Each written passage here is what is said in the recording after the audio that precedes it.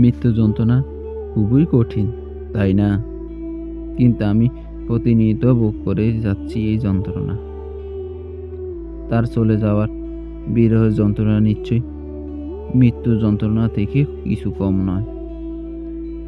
তুমি যেহেতু ভেবেই নিয়েছ আমাকেই যন্ত্রণা দিবে, তাহলে মৃত্যু কেন নয়?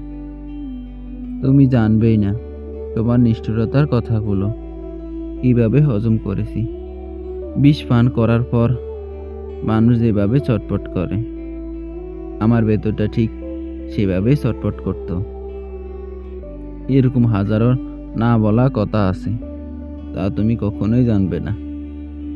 তোমাকে বলতে না পারা কথাগুলো যন্ত্রণা নিয়ে আমি আর কতদিন ভালো থাকা অভিনয় করে যাব। আমার এই অভিনয় কি কখনোই কারো কাছে মিথ্যা মনে হয় না।